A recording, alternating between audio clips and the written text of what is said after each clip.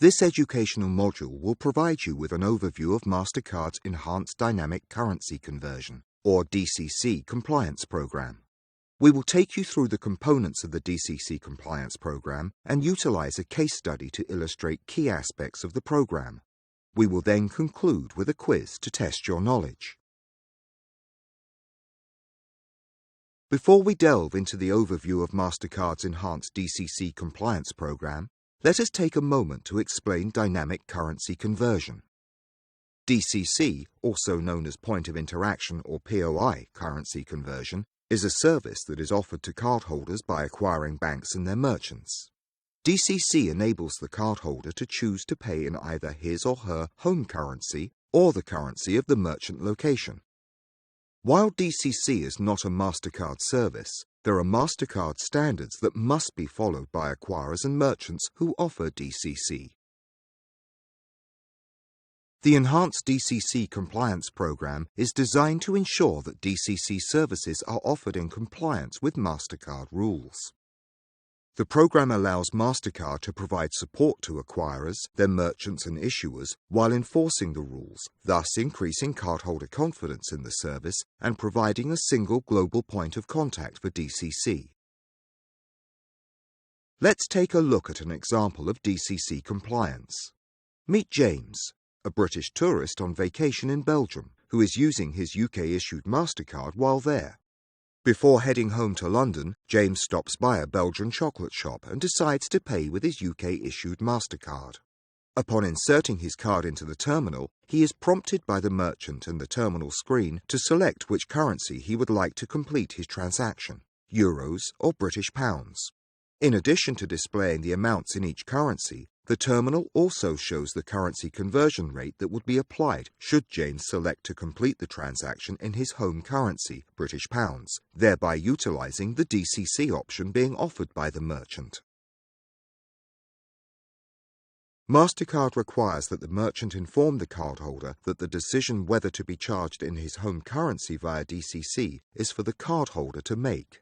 Additionally, as with James, the merchant must clearly communicate the local currency, the cardholder's home currency, and the currency conversion rate that will be used should the cardholder elect to use DCC.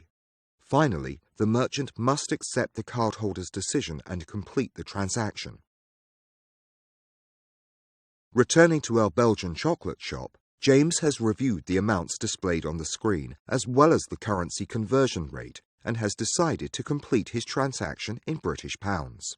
He selects British pounds and, once his transaction is approved, he is handed a receipt that includes the sale amount in local currency, the transaction amount in his home currency, the conversion rate that was applied, confirmation that he has chosen not to use the MasterCard currency conversion. This is an example of a merchant who is compliant with the MasterCard DCC standards. In addition to POS terminals, an ATM acquirer may also decide to offer DCC services to cardholders at ATMs. The MasterCard standards for DCC at ATMs are similar to the requirements for DCC at merchants. The ATM screen must provide the cardholder with all of the information reasonably necessary to make an informed decision. This information includes the currency exchange rate and the withdrawal amounts in both the home and local currencies. Screen messages at ATMs or unattended POS terminals should prompt the cardholder to select between two explicitly stated currency options, such as between British pounds or euros, and not between a yes or no answer option. Offering only yes or no answer options is an indirect choice measure and is prohibited by MasterCard. Instead, the options should be direct. For example, charge my account in British pounds, or charge my account in euros. Now that you understand the DCC process as it pertains to the cardholder, we will provide an overview of the DCC process as it pertains to the acquirers. MasterCard has 4 key requirements for acquirers offering DCC: registration, data elements, successful audits, and effective action plans.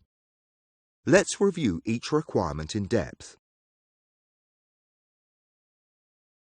The first requirement is registration.